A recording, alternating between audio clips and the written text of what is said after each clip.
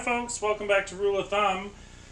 So today we're going to talk about turkey stock. So I showed you in a previous video my turkey, which was delicious and everybody loved it. And so I picked away the turkey that was left, and then I was left with the carcass. So I'm going to use that and make myself some turkey stock. So it's pretty simple and straightforward. I'm going to run through these ingredients with you here real quick. I'm going to throw these in the pot. I'm going to fill it with water. I already got the turkey carcass in there, and it's going to go on low, and I'm going to bring it up to a boil first. Then I'll turn it down to low, and then it'll simmer all night long. So this is what I got here. This is rough, folks. This is rough. You can do any and or all of this. You can do more or less of any item. This is total preference. I'm giving you kind of a roadmap of how I do mine. From there, take it or leave it. So I got 5 onions because that's what came in the bag. I got a little bag of baby carrots that I got at Gordon Food Service on sale. It is 2 pounds. I got one of those packages of celery where it's got like the 2 things of celery in it. I just cut the ends off of both ends of those. I got a little bit left in here, I don't know if you can see this, of minced garlic. Throw all of that in there. I used about a tablespoon of peppercorns, a tablespoon of turmeric.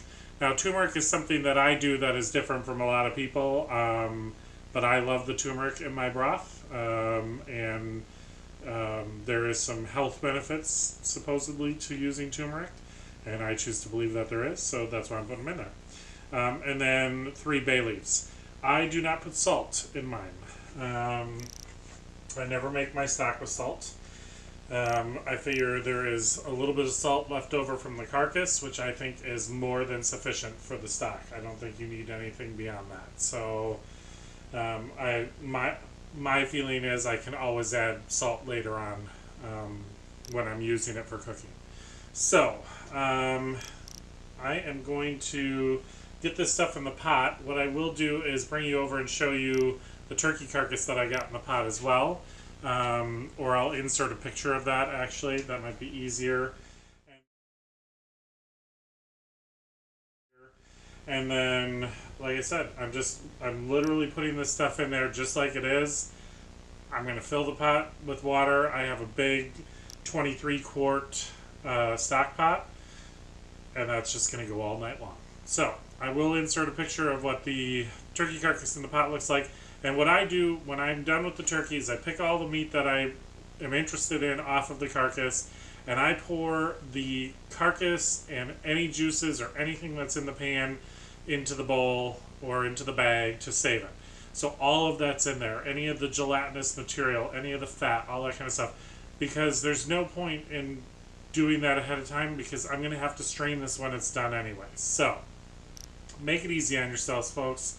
Just dump that pan into a bag or a bowl, and when you're ready to cook it, dump that into the pan and go for it. So if you're going to do the stock right after you're done eating turkey, just pour the pan full of stuff into your big stock pot and get to it. So I will bring you folks back probably tomorrow to see what it looks like after it's been simmering all night, and then we'll talk about what we're going to do with it from there. Hi folks, welcome back to Rule of Thumb.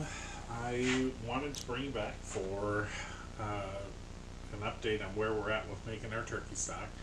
So I did let it sit on the stove overnight on a simmer, and it cooked down, and then we strained all of the solids out of it and then ran it through a flour sack towel, which is essentially the same as running it through cheesecloth. You can do whichever you prefer.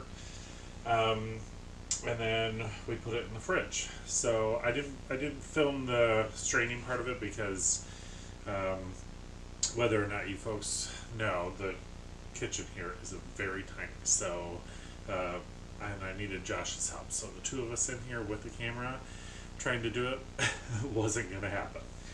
So we got it to this part, and I just wanted you folks to be able to see this here. I am going to grab a spoon because, as you can see, I think you are, yeah, you got a pretty good view here. So on the top here is what's left of the fat. Now, because we strain this through the flour sack towel, there's very little fat. I mean, this is, you know, the little bit that's coming off of there, but we are pretty close to a, you know, pure broth. So what I'm going to do is I am going to see if I can get the little bit that's on here off.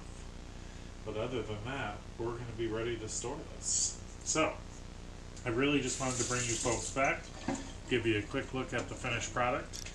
I am probably going to use some of this to can some turkey, and then whatever's left over I'll probably can just as stock.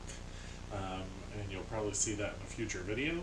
But I just wanted to bring you folks back to see what the finished product should look like. Now, depending on how much you strain it, you may have a thicker layer of fat on there, and that's totally fine. You just skim it off. We went through a pretty, you know, thorough straining process, which is why we didn't have a whole lot left. So you do you. Go as far as you want. You could just skim out the solids, you know, strain out the solids like the bones and the vegetables and stuff like that. Throw it in the fridge, let it cool, and then take the fat off. I hope you folks enjoyed this video. If you did, please like, share, subscribe, hit that bell notification button so you can see what's coming out next. Come back and see you soon, and as always, I hope you had a great day.